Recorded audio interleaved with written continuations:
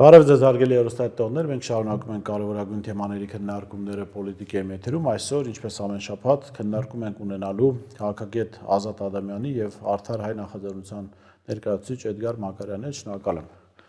այս քննարկման համար։ Այսօր մենք խոսենք հոգևոր իշխանությունից, բարոյական արժեքներից կամ բարոյական ուղենիշերից, որոնք պիտի մեր հասարակությանը տանեն այն նպատակին, որը մենք այսքանի հաղորդումա քննարկում ենք, հա, դեպի արդարություն, արդար հասարակություն, դեպի աստվածային ճշմարտություն, հա։ Հիմա ես նայում եմ ըստ էության արժեքային առումով Հայաստանում իշխանություններն ու անդիմադիր ուժերի զգալի մասը իրարից շատ չեն տարբերվում, որովհետև ես լսում եմ նաև խոսույթ, որ անդիմադիրներն ասում են մենք դեմ չենք Եվրոպային, մենք դեմ չենք արևմուտքին, չմանրամասնելով, հա, որ արևմուտքին, այսինքն ակնհայտորեն ակնարկ ուղարկելով, որ հենց այսօրվա արևմուտքերն էլ իրանք օքեյ են, նորմալ են, որևէ խնդիր չեն տեսնում, խնդիրը Նիկոլ Փաշինյանն է, իսկ մենք մեր քննարկումներում արձանագրել ենք, որ Նիկոլ Փաշինյանը ոչ թե պատճառ է, այլ հետևանք է այս միջավայրի։ Հիմա գալով այդ ուղենիշներին, հա, սկսենք Ազատ Քելանից, որը պիտի լինի այն ուղենիշը, ու հարցից պատասխանը ոնց որ գիտեմ ինչ ես ասելու, բայց որը պիտի հեռուստատիտողների համար, որը պիտի լինի այն ուղենիշը, որով մեր հասարակությունը պիտի ուղղորդվի, պիտի, ասենք, լավ կամ վատը հասկանա դրանով, բարին եւ չարը հասկանա դրանով, խնդրեմ։ Ուրեմն մենք հաջող խոսում ենք մշակութային հեղափոխությունից, նո կարելի է հետայսու մշակութային հեղափոխություն բառը ավելի իրենց անունով կոչենք, որովհետև մշակութային հեղափոխություն անունենք, մշակութային եւ հեղափոխություն բառը մարդիկ կան եւ մշակութային բառը եւ հեղափոխություն բառը գրավիչ է, բայց ինքն իրենությամբ դա հակամշակութային ահաբեկչություն է։ Ուրեմն բարոյականություն, ինչ է բարոյականությունը։ Բարոյականությունը այն աստվածայինն է, որ կա մարդու եւ հասարակության մեջ։ Իսկ այդ արևմուտք կոչվածը ինչ է անում։ Այդ բարոյականը, այսինքն աստվածայինը ջնջում է մարդկանց եւ հասարակության մեջից։ Ուրեմն արևմուտք կոչվածում այդ հակամշակութային ահաբեկչությունից որ խոսում ենք, հիմնականում տալիս ենք Լուկաչի անունը, Մարկուսի անունը, Գրանշի անունը եւ Ադորնոյի անուններն ենք տալիս նորագույն շրջանի ահաբեկիչների անուններն ենք տալիս, հակամշակութային ահաբեկիչների անուններն ենք տալիս, բայց դրանից հետ էլի այդ ահաբեկիչների մեծ բանակ կա։ Մենք կարող ենք գնալ մինչև 1616 թվական, երբ մահացան վերջին մոհիկանները արևմուտքի, Շեքսպիրը եւ Սերվանտեսը, որոնք այն վերջի մարդիկ էին, ովքեր արևմտյան աշխարհում մարդուն եւ հասարակություններին տալիս են կյանքի իմաստը, ապրելու իմաստն էին տալի։ Իսկ դրանից հետո 1648 թվականից պատմության նոր շրջանից արդեն արևմուտքի մտածողները մարդուն տալիս էին այն, առաջարկում էին այն, ինչ հիմա առաջարկում են մեր օրերում Նիկոլ Փաշինյանը, լավ ապրելու, ոչ թե իմաստ են փնտրում, այլ լավ ապրելն են փնտրում։ Այսինքն նյութ են փնտրում, այսինքն մարդկանց նպատակը իրենց մարմինը հագեցնելն է, ոչ թե հոգին։ Իսկ ցանկացած հասարակություն, ցանկացած պետություն կազմված է մարմնից եւ հոգուց։ Եթե դու միայն մարմինն ես սնուցում, հոգին ես կորստի մատնում, եթե միայն հոգին ես սնուցում, այդ նույն կերպ մարմինն է կորստյան մատնվում։ Հիմա այդ արևմուտքում որ նշում ենք, որ Նիկոլն այս ամեն ինչի հետևանք է, այսինքն պատճառ չէ, այսինքն մեր էլիտաները գնացել են այս տրամաբանության, ներկայիս եւ նախկին արևմուտքի տրամաբանության։ Արդյունքում ծնվել է Նիկոլը, որտեղ նույն բանն է առաջանում։ Բայց արձանագրենք, որ ասելով Նիկոլը պատճառ չէ, հետևանք է, դա չի նշանակում, ասում որ Նիկոլը պիտի մնա, կամ Նիկոլը հիմա չարի չէ, ազատվել պետք չէ։ Չէ, դա տարբեր առիթներով պիտի օգտագործեն, շարունակում ես միտքը։ Դե ոնց լինել այսօր իսկ մեր մոտ հոգեվոր իշխան, նայ, տեսեք, վերջերս տրիվիալ ձևով ամենաամփույթ միտքն է հնչում։ Եկեղեցին պետք է չխառնվի քաղաքականությանը։ Այսինքն, եթե եկեղեցին չխառնվի քաղաքականությանը, բայց նշած այդ ուղենիշները այս հասարակության, այս պետությանը ով պետք է տա։ Չէ, ընդ որում արձանագրենք նաև հարգելի Ազատ, որ ասելով եկեղեցին չպիտի խառնվի քաղաքականության, այս մարդիկ նկատի չունեն, որ եկեղեցին օրինակ որպես կուսակցություն չպիտի մասնակցի ընտրություն։ Դրա մասին չէ, որ եկեղեցին չէ մասնակցում ընտրություն, ասում են կարծիք մի արտահայտի։ Ասում են եղել է Արցախի հանձնում, եղել է հայերի տեղահանում, հայերի ցեղասպանություն, գնահատական մի տուր, մի ասա, որ սա ճիշտ չէր, սա սխալ էր, կամ եթե տեսնում եք իշխանությունների եւ հասարակության լայն շրջանակների կողմից հակաբարոյական վարքագիծ, գնահատական մի տվեք, որտեղ դուք դրանով խառնում եք քաղաքականությանը։ Այդտեղ եմ ասում, ամենաաբսուրդ ու տրիվիալ ձևով ամենաաբսուրդ միտքն է հնչում, որ եկեղեցին պետք է չխառնվի։ Չի կարող այդպես լինել։ Դրա համար արդյունքն էս է։ Եկեղեցին պետք է տա այն ուղենիշները, թե որ պետք է գնա հասարակությունը, ստայել պետությունը։ Խնդրեմ, Պարմակար։ Իրոք հոգևոր իշխանություն այս թեման շատ բարդ թեմա է, միևնույն ժամանակ շատ նուրբ եւ խորքային անկալման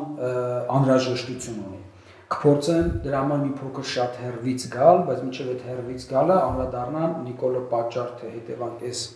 ձևակերպանը, որ թույլ կարծիք հեռուստադիտողը չունենա, իրան պետք է դիտել ամբողջականության մեջ, այսինքն պատճառահետևանքային կապերի ամբողջության մեջ։ Ինքը որպես հետևանք ունի իրանից նախորդող պատճառ, ինչպես նշում ենք, այս Այնքան էլ այլ իրավիճակի պատճառ է, որը դառնում է հետևանք, բայց ինքը երբ որ դառնում է հետևանք, այդ պահից սկսած դառնում է նոր պատճառ, նոր հետևանքներ, այսինքն 18 թվականից այս 7 տարվա տեղի ունեցածը իր պատճառ նոր հետևանքներ են առաջացնում։ Նոր ողբերգական հետևանք, այսինքն սա անընդհատական պատճառ-հետևանքային ամբողջական կապի մեջ պետք է տեսնել։ Այո, որ ինքը հետևանք լինելով միևնույն ժամանակ այդ նաև պատճառ է դառնում։ Պատճառ այս 7 տարվա ողբերգությունների։ Իսկ այդ պատճառը ինքնին հանգելու է քրեական պատասխանատվության եւ այլ դա է ժամանակի ընթացքում։ Հիմա վերադառնանք մեր բուն թեմային, ինչը հոգեվոր իշխանությունը։ Այս նույն թեման ապագայի մեջ հասկանալու համար եւ ընդհանրապես սրա ռեալիզացիան մենք պետք է հասկանանք այսպիսի մի համեմատություն եմ այս թեմայով ամեն անգամ անում, ասում են պատկերացրեք հիմա գնում ենք Քրիստոսից առաջ ու ասում ենք ենթադրենք այս տրկատիրական հասարակարգին ասել են որ շուտով ծնվելու է Քրիստոս, գալի է նոր վարդապետությունը գալի է նոր կրոնով, փոփոխելու է ամբողջ հասարակական համակեցական կյանքը, լինելու է քրիստոնեական պետություններ, քրիստոնյա Հայաստան, քրիստոնյա հայ մարդ, եւ դա ոչ Հայաստանում, ոչ ընդհանրապես մեր տարածաշրջանում եւ Եվրոպայում ոչ մեկ չէր կարողացնել ինչ ես ուզում եւ ինչ ես խոսում։ Դու կլինեիր ինչ-որ մի սպիտակ ավրա, որը անցալելի չի։ Հիմա պատկերացրեք դրանից հետո գալիս են 1500 տարի հետո Եվրոպայում գալիս է նոր ալի, որտեղ ենթադրենք Ջոն Լոկը եւ այլ, հետո Ֆրանսիայի լուսավորիչները եւ այլ, որ ասում են գալիս է մի նոր հասարակություն, որտեղ կա մարդու իրավունքներ, ազատություններ եւ հիմա ճորտ Եվրոպացում, որի կյանքը գրոշի արժեք չունի, ասում են դու ունես իրավունքներ բնական իրավունքներից մեկը քո կյանքի իրավունքն է, որ մարսկի կյանքի իրավունք չունես, դու կյանքի իրավունք ունես, ազատության իրավունք ունես, որ ինքը ազատ չի պատկերացնում դա ինչա, եւ չենք ասում սեփականության իրավունք ունես, որը պետք է բխեցնի քաղաքացիական գիտակցության, ինքնագիտակցության, ինքնության, քաղաքացիական հասարակության եւ այդ մարդը ճորտ յուղացին չի հասկանալու ինչ ես ասում։ Հիմա գալիս են մեր ժամանակներ։ Այն ինչից մենք խոսում ենք, որ հոգևոր իշխանությունը դերակատարություն պետք է ունենա հասարակական, պետական, համակեցական կյանքի մասին, մարդկանց համար անցալելի չի այսօր, ինչու որտեղ իրանք էլ իրենց ժամանակի եւ իրենց նախորդ ժամանակի տրամաբանության մեջ, այսինքն 300-400 տարվա տրամաբանության մեջ, որը եկել էր շղթելու իր նախորդ տրամաբանությունը, իսկ դա արդեն կրոնական գիտակցությամբ ապրելու եւ կրոնական արժեբանության հիմքի վրա կյանքի իմաստ ձևակերպելու մեջ։ Հիմա այս եվրոպական 300-400 տարվա պատմությունը, որը բերեց քաղաքական գիտակցություն եւ քաղաքացիական գիտակցություն, ինքը մերժեց իր նախորդ կրոնական արժեբանության վրա կյանքի իմաստը եւ ինքը սահմանեց իր քաղաքական կյանքի իմաստը։ Բայց հիմա եկել է մի ժամանակաշրջան, որ փակվում է 300-400 տարվա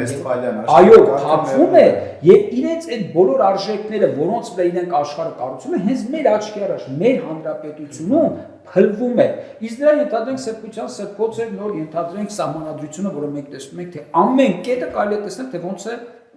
բան արած, ոտնահարված։ Նույնը ժողովրդավարությունը, նույնը մարդու իր որ կետ ուզում եք վերցնեք, որը հիմի 400 տարի այս աշխարհը կառուցված է, բոլոր կետերով քանդվում է թե Հայաստանում, թե աշխարհում։ Նշանակում է ուրեմն պետք է գա մի նոր մոտեցում, կյանքի մի նոր ամբողջապատկեր եւ այս կյանքի նոր ամբողջապատկերը պետք է սահմանի ինչպես ապրելը։ Եվ հիմա այստեղ դերակատարությունը մեծանում է հոգևոր դաշտի, որը մենք ասում ենք հոգևոր իշխանություն։ Հիմա այստեղ կարելի է նվանություն կատարել այն մի քանի թեմաներին, որ անընդհատ այստեղ նաև Ազատն է շատ շեշտում, այդ կեղծ քրիստոնեության մոդան, որ գալիս է։ Սա շատ կարևոր թեմա է։ Քրիստոնեության, այո, սա շատ կարևոր թեմա է, որտեղ անխուսափելի է կրոնական բովանդակությունները, որ մտնում են կյանքի իմաստը վերաձևակերպելու, վերաարժևորելու եւ ըստ այդմ սահմանելու ապագա կյանքի ուղենիշները, բայց դրա համար որպեսզի դրանք էլ լինեն իրենց վերահսկողության տակ, այո, գալիս է կեղծ քրիստոնեական այս տենդենսները, ավելին սա ունի ոչ միայն քաղաքական բովանդակություն, այլ վստահ ունի շատ հոգևոր կոնկրետ բովանդակություն, օրինակ լուծում է։ Իսկ ո՞րն է լուծում, այլ նորից առաջ անցնենք մեր բուն ասելիքից մի քիչ, որը կարող ենք կապել հենց մի քանի օր առաջ Վատիկանում անգլիկյան եկեղեցու գլուխ հանդիսացող, այո, Միապետի ինչ խնդիր է սա ծում։ Կարծում եմ կա աշխարհակաղակական եւ խիստ հոգևոր աշխարհակաղակական կարելի է ֆիքսել շատ հեշտ է, որ ենթադրենք եթե միանում են այդ եկեղեցիները, ապա նրանք պատերազմ են հայտարարելու իրենց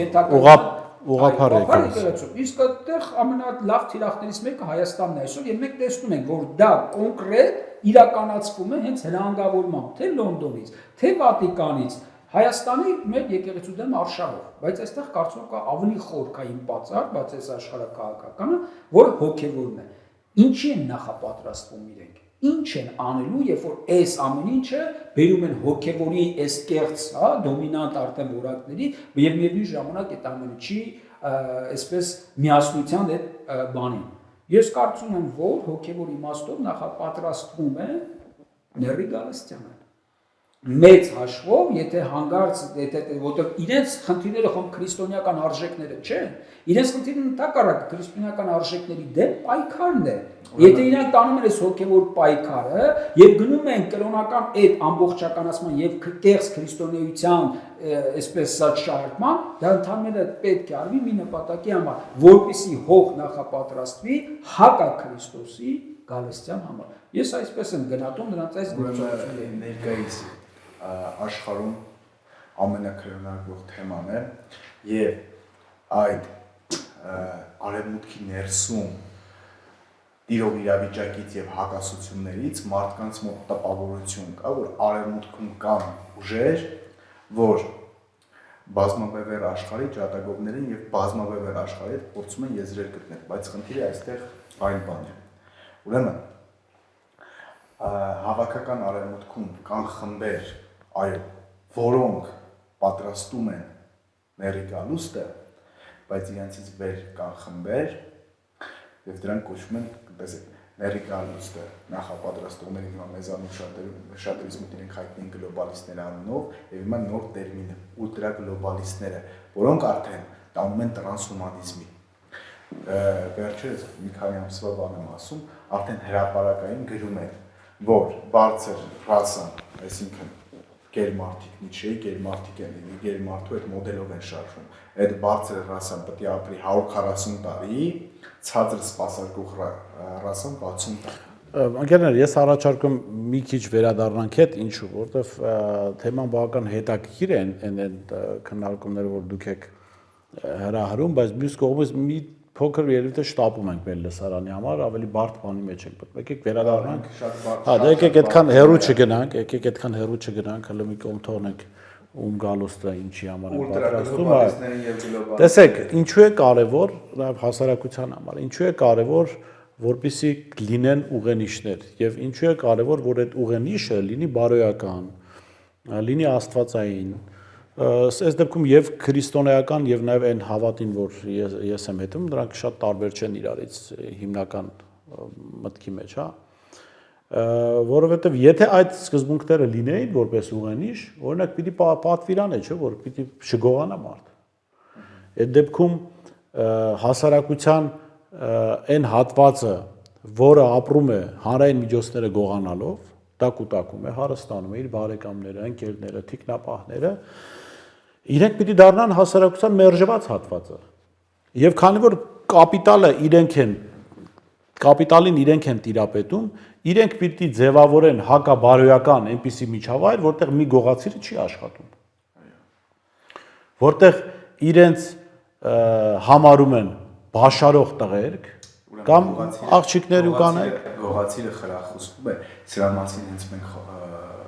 հաղորդում ենք քանի հաղորդում առաջ, թե ավելի շուտ խոսել ենք սրա մասին, թե ինչպես է նշած Ադորնոն, Լուկաչը, Մարկուսին եւ Գրամշին շուտ տվեցին քրիստոնեությունը, այսինքն առաջի 10 պատվիրաններից սկսեցին առաջին ես եմ քո Տեր Աստվածը, բայց մարդու համար ստեղծեցին ֆուտբոլի դաշտում կուրկ, TV-ների, էկրաններին կուրկեր, թենիսի կորտերում կուրկեր, հետո հիմա արդեն դարձան TikTok-յան կուրկեր, TikTok, Instagram-յան։ Հիմա այդ TikTok-յան կուրկերին իրենք բերում են արդեն TV, էլի կուրկեր են բերում, էլի կուրկերի ինստիտուտն են էլի բարձրացնում, ուրեմն ամբողջ նպատակը հենց դա է, այս հակամշակութային ահաբեկչության նպատակը հակաքրիստոնեական բարքերը, հակաքրիստոնեական բարքերով հասարակությանը սնելն է, բայց այդ սնողների վերջնական նպատակը ո՞րն է, որտեղ ամոթ է ոչ թե գողանալը, այլ ամոթ է փող չունենալը։ ուրեմն Այդպես են այդ ճաշակը ձևավորում է Հոլիվուդը։ Հոլիվուդն ինչ է մատուցում, այսինքն ֆիլմի հերոսը մարդասպան է։ Ֆիլմի հերոսին մարդասպանին, գողացողին, սպանողին, հարևանին, ունեցվածքին աչք դնողին իրենք հերոս են ներկայացնում։ Այսինքն վատը լավի տեղ են մատուցում, չարը որպես բարի են մատուցում, հենց այդ է։ Սատանա հենց այդ է կոչ։ Սատանա ինչ է նշանակում։ Աստծուն հակառակ գործող։ Նորից եթե վերադառնանք այդ հոգևոր իշխանությանը, ինչու էր այս նախաբանը երկար ես ներկայացրեցի, հիմա տեսեք, ինչ տեղի ունեցավ դրանից հետո երբ մտավ քաղաքական գիտակցությունը կամ քաղաքական կյանքի իմաստը։ Նրանք սահմանեցին, որ կյանքի կառավարման ընդհանրապես 3 օղակ կա՝ գործադիր, օրենսդիր եւ դատական։ Եվ ամեն ինչ արեցին, որ մենք այս 3 մակարդակից ավել չլինենք, որովհետեւ ինչու, որովհետեւ սրանից վեր կա 2 նորից իշխանական համակարգեր, որոնք կոչվում են հայեցակարգային իշխանություն եւ գաղափարական իշխանություն։ Հայեցակարգային իշխանությունը նաև որ տալիս է կյանքի ամբողջապատկերը, ինչի համար է ապրում ազգը, ինչի համար է ապրում մարդը, ինչի համար է ստեղծված կյանքը եւ այլն, որից հետո դրանից հետո պրոյեկտում է գաղափարախոսական դաշտի մեջ այդ ընդհանուր պատկերը աշխարհի, որից հետո այն ինչ ասում ավելի ցածր գործադիր, դատական եւ օրենսդիր իշխանություն, որպեսզի այն ինչին դավանում է հոգեվոր իշխանությունը, ոնց որ ասած, որը տալիս է կյանքի իմաստը, նրան իշխանությունը պահի։ Իսկ մեզ պես երկրներին, որպիսի հենց հոգևոր դաշտում, իմաստաբանական, արժեբանական, բարոյական դաշտում այդ այսպես ասած նեոգաղութային համակարգը ստեղծել, իրենք ասում են ձեզ այս 2 իշխանությունը պետք չի։ Եվ դրա համար հենց ի սկզբանե, երբ տեղի ունենում ֆրանսիական մեծ հեղափոխությունը, առաջի հարվածը դրված էր եկեղեցին, որպեսզի հենց եկեղեցուն որպես կյանքի իմաստը սահմանողի դադարի այն որպես այդպիսին գոյություն ունենալուց, որից հետո արդեն տրվեցին իրենց կյանքի նպատակները եւ կյանքի իմաստները, որ արդեն 300 տարի գրեթե շարունակում ենք ապրել մենք։ Հիմա մերպես նեոգաղութային երկրները չունեն այդ հայեցակարգային իշխանությունը, ենթադրենք, եթե մյուս անցած հաղորդումներում մենք ասում ենք խորքային իշխանություն կամ խորքային պետություն կամ խորքային կառավարություն, այսինքն նա ով տալիս է քո լինելիության իմաստն ու նպատակը։ Հիմա այս առումով մենք երբ որ ասում ենք եկել է ժամանակը, որ պետք է վերականգնվի այդ հոգևոր իշխանությունը, այն մարդիկ, որոնք դեռ հին իներցիայի մեջ են, ասում են եկեղեցին պետք է կտրված լինի պետությունից, նրանք չեն կարողանում պատկերացնել այն նոր աշխարհը, որը գալիս է, որտեղ հոգևոր իշխանությունը որպես ամբողջական կառավարման համակարգի մի մաս մասնակցելու է ազգային պետական կյանքի, բայց ոչ թե քաղաքական իշխանության համար կռիվ տալու համար, այսինքն օրենսդիր, դատական կամ գործադիր իշխանությունում տեղ ունենալու համար, ոչ, խնդիրը սրա մասին չէ, որտեղ այո, ինչքան կտրված լինի աշխարհի կառավարման գործառույթներից, այնքան եկեղեցին ապահովագրված է մաքուր լինելու համար։ Սա կարևոր խնդիր է, պետք է ֆիքսենք, բայց որպես կյանքի իմաստ, այսինքն որպես հայեցակարգային իշխանություն, նա պարտադիր է որ լինի ընդհանուր ազգային պետական կառավարման համակարգի մեջ։ Հենց- Այսինքն այս բարդ մոտեցումը, որ մենք չենք կարող, որտեղ մեր ուղեղ ասում լավ, չէ՞ որ սահմանադրությամբ է նշած, որ անջատված է, եթե անջատված է, դուք ո՞նց եք միացնում, բայց չեն կարողանում պատկերացնել ապագայի այն հասարակարգը եւ այն պետականության ձևը, որտեղ հայեցակարգային իշխանությունը Կոպիտ ասած պետք է հասկանալ, որ եկեղեցին չի կառավարում, եկեղեցին պիտի ասի ինչպես կառավարել։ Այո, տալիս է կյանքի այն ուղենիշները, հանուն որին մնացած աշխարհիկ իշխանության մյուս օղակները, ինչպես ասացինք, գործադիր, դատական եւ օրենսդիր, արդեն կյանքի այդ հունի համար Հիմա տեսեք, երբ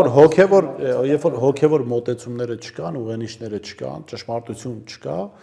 մենք փաստորեն ապրելու առաքելություն ունենալու փոխարեն ուղղակի ունենք առաքելություն լավ ապրել։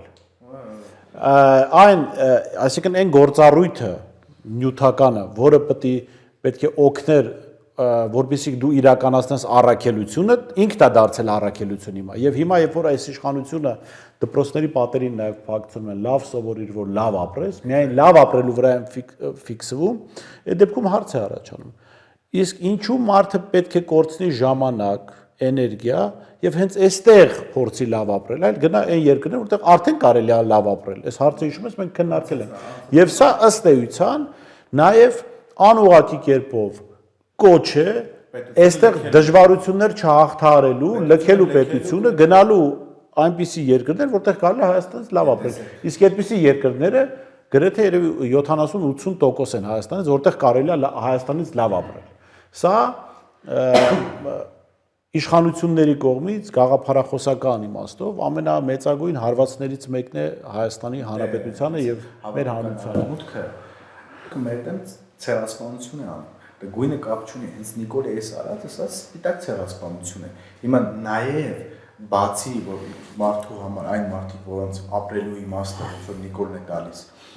ուտել արտակնոց գնալը եւ մահանալն է,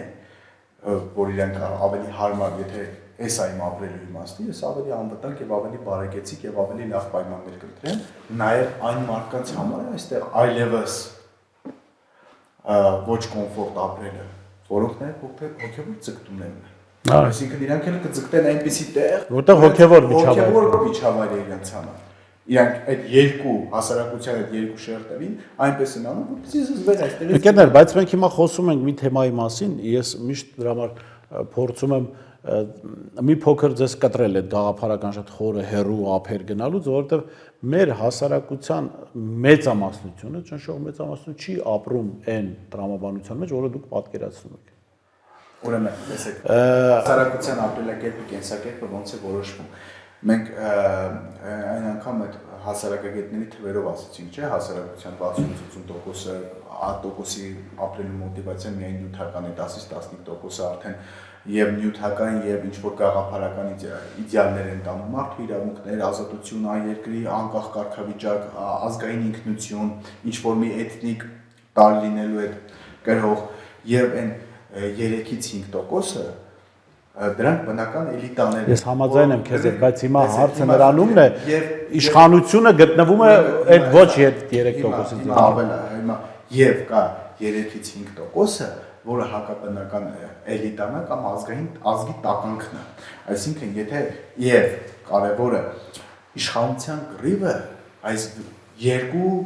շերտերի մեջ է լինում, այս 3-ից 5%-ների մեջ է լինում։ Ազգի տականքի եւ էլիտայի։ Տականքի եւ բնական։ Հիմա տականքի իշխանության է։ Եթե տականքն իշխանության է, այսինքն ժողովուրդը տականքի տրամաբանությամբ է շարժվում։ Այսինքն փորձում է, հա, դա բնական օրենք է, փորձում են նմանվել նրան, որովհետեւ ժողովրդի մեծամասնությունը չի կարող պատկերացնել, որ իրեն իշխողները իրեն կարող է տանել սպիտակ ցեղասպանության։ Հայաստանի պարագայում ուղիղ ցեղասպանության, Արցախը շատ ուղիղ արյունոց ցեղասպանության ենթարկվեց։ Էլի ժողովուրդը այսքանից հետո էլ որ տեսեք այդ տեղեկատվական քարոզչական գործիքներն այնքան ուժեղ են, որ էլի ժողովրդին տանում են նրան եւ ժողովրդի մեջ այդ սերմը կա, որ իրենք կգնան այդ ուղղությամբ։ Այդ դրա մասին կմտածեմ, որ երբեք իրան իշխողը իրան չի տանելու սպանելու, սպանվելու։ Աշխարհակահաղական պայմանները բոլորը ստիպեցին, որ նա ստիպված գնա։ Բայց իրենք մի անգամ սա ասեմ եւ քեզ լսենք, երբ թե ամփոփենք այս թեման, բայց բաց թողելով որ էլի պիտի մենք անդադ պիտի բացենք այս թեմաները, ուղղակի ես չեմ ուզում մի անգամից այդ դոզան շատ մեծ լինի, որպեսզի մարդիկ այսպես վերջ թռնեն։ Իշխանությունները այս մի անգամ բացեցին խաղակարտեր իրենց։ Խոսքը 2022 թվականի մասին է, երբ դիմադրության շարժումներ գնում եւ քաղաքացիները բողոքում էին։ Մարդիկ դուրս էին եկել բողոքի, հիմա պահանջները մի կողմ դնենք, առաջնորդներն էլ վրայից մի կողմ դնենք։ Ինչ էին ասում սրանք։ Անդրանիկ Քոչարյանը, Պաշտպանության հանձնաժողովի նախագահը, հանձնաժողովի նիստում Պաշտպանության փոխնախարարին ասեց. «Խնդրում եմ, մենք կկազմենք ցուցակներ, ովքեր են մասնակցել այդ հավաքներին, նրանց զորակոչեք բանակ, այս 25-օրյա հավաքների կանչեք»։ Իշխանական մեկ այլ падգամավոր, կարծեմ Մարսպետ, այն ժամանակ Մարսպետ էր, Նազելի Բաղդասարյանը, որ հիմա Նիկոլ Փաշինյանը խոստան, ասեց. «Այս մարդկանց պետք է տանել առաջնագիծ առանց զենքի, այսինքն տանել կոտորել։ Մարդիկ ասում մենք ձեզ ուզում ենք տանել ադրբեջանցիների դեմ, որ իրանց ձեզ կոտորեն»։ Ամբողջ ձեր ասած ամբողջ այդ տեղեկատվական իշխանականները խոսույթները ըստ ձեզ հասարակության քանի տոկոսին են հասանելի եղել։ Դե այո, դա հարց է։ Չէ, ուզում եմ ասել, չէ, սա ես հասարակության մասին չէի խոսում, հարգելի ազատ, ես ուզում էի բացել, որ իրանք իրենց նպատակը մի անգամ ես պարզ բացել, ասում առանց ձեկ տանենք։ մեզ դեմ է, կտանենք կլսնենք Ադրբեջանի դեմ, թող ես կոտորեն։ Դե մեկ մի դեպք չի, շատ դեպքերով են իրենք։ Խնդրեմ եմ բացայք ասել, թե ուր են տանում։ Հիմա տեսեք, երբ մենք խոսում ենք կյանքի այս իմաստի մասին, արդյոք հասարակությունը կընկալի, չի ընկալի, պատրաստ է, պատրաստ չէ, կարծում եմ, այստեղ մի բանաձև ենք մենք օգտագործում, որ ինչպիսի իմաստ տաս կյանքի, նա այդ ձևն էլ կընդունի։ Եթե մենք հիմա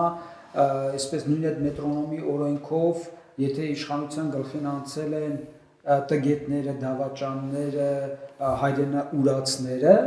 ապա այդ մետրոնոմի օրենքը փաստում է հին հայկական մեկ այլ ասացվածքով, որ ասում է նմանը նմանին կգտանե, այսինքն նմանը նմանին է գտնում եւ հիմա նրանց ամբողջ քաղաքականությունը ուղղված է մեկ նպատակի, որ տգիտությունը, դավաճանությունը եւ սրբապղծությունը դառնա համընդհանուր նորմ, որ բոլորը լինեն սրբապիղծ, որ բոլորը լինեն դավաճան եւ բոլորը լինեն տգետ, որտեղ միայն այդ դեպքում է, որ իրենք այսպես ասած լեգիտիմություն են ստանում եւ միայն այդ դեպքում է, որ իրանք ընդունելի են դառնում։ Եվ հիմա դրա համար համատարած նույնը կարող ենք տեսնել 37 թվականին, երբ որ պետական մակարդակով խրախուսվում էր դանոշչիկությունը, այդ դանոշչիկությունները, որոնք մինչ այդ այսպես լատենտ վիճակում էին չկային, հանկարծ իրենք դարձան դոմինանտ։ Նույնն էլ այսօր բոլոր դավաճանները, բոլոր սրբապիղծ տեսակը հիմա իր համար բնական միջավայր է տեսել եւ ինքը այսպես դրա համար դրանց հեղեղը խիստ ակնառու ձևով երևում է, բայց նրանք ազգաբնակության շատ չնչին տոկոս է երևում։ Ուղղակի պայմաններն այնպես, որ նրանք իրենց կարողանան դրսևորել։ Հիմա ասեմ հաջորդ հարցին։ Նայեք, երբ որ այդ նույն իմաստով, որ մենք իմաստ ենք դնում եւ այդ իմաստը փոխում է մեր կյանքը, որpիսի ձեր ասած հասարակությունը դա ընդունի եւ մեր ասածները այսպես վերամբարձ չունեն, մենք շատ པարզ բերել ենք ապագայի այդ տեսլականը, արդար պետության այդ մոդելը։ Ավելի երբ որ մենք մեր միջոցառումների ժամանակ հստակ դրեցինք, ասենք, ահա արդարապետությունն է, որ պետք է լինի մեր քաղաքական, մեր գիտական, մեր արժեբանական ուղենիշը, նույնիսկ ասեցինք դրանից հետո 4 քայլ է պետք, որպեսզի դա իրագործվի։ Առաջինը դրա պատվերը պետք է իջեցնել եկեղեցին։ Այ մենք ինչի մասին խոսում ենք հոգևոր իշխանություն, հենց շեշտը դնում ենք այստեղ, որ եկեղեցին վերցնում է այս պատվերը, ասում է այս պետությունը, որ կառուցում ենք 30 տարիների ընթացքում, ինչ-ինչ հանգամանքներից ելնելով ձախողվել է կամ ձախողվում է, կամ իրեն չարդարացրեց, պետք է մեր արժեբանական հիմքին համարժեք պետականության ձև եւ սա արդարապետությունն է։ Եվ սա է հոգևոր իշխանությունը, որ եկեղեցին ոչ թե մտնում է քաղաքականության մեջ, քաղաքական այս կամ այն ինտրիգների մեջ, ասում է իմ ազգի ապագա տեսլականն եմ տալիս պետության, թե ինչպիսի միջավայրում, ինչպիսի համակեցական տարածքում պետք է ապրի։ Եվ այդ պատվերը ինչ էր բերելու, երրորդ քայլն եմ ասում, եթե մենք արդեն դա ձևակերպել ենք, եկեղեցին դա որպես պատվիրատու հոգևոր իշխանության դիրքերից իջեցնում է, տեղեր ունենալու այդ արդարության արժեքիրների մոբիլիզացիա։ Այսինքն մարդիկ, ովքեր կրում էին արդարություն, այն ազատի ասած այն 3% կամ այն 0.3% մարդիկ, ովքեր ինտելեկտուալ եւ հոգեվոր իմաստով կարող էին անցնել եւ այդ թեմայի, այդ ուղղության, այդ տեսլականի շուրջ երտնեին, թե ինչ է արդարապետություն, իր քաղաքական իմաստով, իր տնտեսական իմաստով, իր արժեբանական իմաստով, իր մշակութայնացման իմաստով, իր կրթության եւ գիտության իմաստով, այսինքն ամբողջությամբ այդ մարդիկ որպես բնական ընտրանի, ինչպես ասում է Ազատը, բայց այդ բնական ընտրանին ինքնադրսևորվեր որպես արժեքիներ, որպես արդար ընկալ արժեքիր մտավորականություն, ովքեր ընկալում է թե դա ինչ է, ովքեր պատասխանատվություն է կրում դրան դեմ եւ արարում է այդ ապագա աշխարհը։ Եվ սրանից հետո 4-րդ քայլը, սա իշխում արդեն քաղաքական մակարդակ։ Եթե պատկերացնեք, կար ձևակերպումը, կար պատվերը, կար ինտելեկտուալ այդ շրջանակի մոբիլիզացիա, որ ասում է, ահա մակետ ապագա Հայաստանի մակետն է, մնում է սրա քաղաքական ռեալիզացիա։ Այսինքն բոլոր քաղաքական ուժերը, որոնք փորձում են այսօր ինքնադրսևորվել, ու նույնիսկ Ազատային շնորհիվ որ շեշտում է, կեղծ այսօրվա քրիստոնեական դիրքերից են, որովհետև դա մոդա է եղել, եկեղեցուն պաշտպանել, եկեղեցու կողքին կանգնել, եկեղեցու համար ինտերվյու տալ, այդ մարդիկ արդեն կհասկանային, որ եթե իրենք ուզում են ռեալիզացվեն, ապա պետք է իրաց մոտ նույնպես աշխարհայացքային ամբողջական տրամաբանական փոփոխություն գնա, ոչ թե հին եվրոպական արևմտյան ժողովրդավարության ուղեգիծը սպասարկեն, այլ նոր պատվերը եւ արդեն իրենց քաղաքական էներգիան, իրենց քաղաքական կարողությունները, կրթությունը, գիտությունը եւ այլ կծառայեցնեն այս մեծ նպատակին։ Սրանից հետո գար հաջորդ քայլը, համընդհանուր մոբիլիզացիա հասարակական շերտերի, որտեղ երբ որ կա այդ պատվերը, երբ որ կա ընտրանին, երբ որ կա քաղաքական այդ ռելսերը, հասարակությունը ձգվելու էր դեպի այս գնացքը եւ այս գնացքը արդեն չէ կարող ասել 80%-ն ինչ անում ազգաբնության հաղորդ չէ։ Ոչ մեկ ռուս մուժիկը, որը ընդամենը Լենինից 2 ժույտ կոշիկ էր ուզում, ինքը Մարքսի կապիտալ չէր կարդացել, գաղափարել չուներ, տարաճանաչել չէ, բայց երբ որ ընդհանուր լոկոմոտիվը տանում է, այդ 80% լցվում է այդտեղ։ Այսինքն խնդիրը գնում է ամբողջ համակեցական կյանքի վերաֆորմատավորում։ Իդեպ ասեմ, այս ասածս դեռ ժամկետանց չէ, մնում է դեռ ուժի մեջ, առավել ևս եկեղեցու համար, ինտելեկտուալ շրջանակների համար, արդար ընկալ ընտանեկան եւ քաղաքական շրջանակների եւ հասարակության համար, առավել ևս մոտակա ընտրությունների համար, սա կարող է դառնալ հասարակական կյանքի մեծ մոբիլիզացիոն գործընթաց, որը կարող է արմատապես վերափոխել մեր իրականությունը եւ ամենակարևորը շեշտադրումն էլ անեմ եւ ավարտեմ, որ այսպիսի ձիուքայլ արևմտյան այն մոդելավորողները, որոնք Հայաստանի համար գծել էին Բեռլինի գրավումից ավելի հանճարեղ պլան, սա գերազանցելու է այդ հանճարեղ պլանին, որտեղ միայն այդ դեպքում մենք հնարավորություն ունենք հաղթահարելու իրենց բոլոր ալգորիթմները մատրիցայից դուրս գալ։ Շնորհակալություն այն մենք մատրիցայի մեջ չենք կարող հաղթել։ Մատրիցայից դուրս կգաս, եթե նոր մատրիցա ես դնում, այդ Բեռլինի գրավումից հանճարեղ պլանից ավելի հանճարեղ պլան դնել։ Ընտրեմ Ազատ լսեք քեզ ու ամփոփենք արդեն։ Պարոն Մակարյանի հետ մենակ 37 թվի մասով համաձայն չեմ, մնացած մասով համաձայն եմ, ուրեմն խնդիրը գիտեք որն է, այս մատրիցան հետ Վեստֆալյան համակարգի մատրիցան է, մեր քաղաքական գործիչները, մեր քաղաքական դաշտի մարդիկ, այս մատրիցայի մեջ գործող մարդիկ են եւ դրանից դուրս բան չեն պատկերացնում, իրանք անալոգները հետ նայելով են մնում, դրա համար իրենց մոտ չի ստացվում, իրենք այս մատրիցայից պիտի դուրս գան, որը շատ դժվար է։ Շատ լավ, շնորհակալ եմ։ Անայք հետաքրքիր քննարկման համար մենք խոսում ենք հոգևոր իշխանության մասին, այն արժեքային ուղենիշների մասին, որոնք պիտի մեր հասարակությանը ուղղորդեն դեպի արդարություն։ Այո, հասարակությունը այսօր կարող է շատ լուրջ չվերաբերվել արդարությանը, որովհետև շատ անարդարություններ է տեսել, բայց մեկ անգամ պետք է արդարության համար կանգնել, որպեսզի հաղթահարվի այս անարդարության մթնոլորտը։ Շնորհակալ եմ, ցտեսություն կհանդիպենք։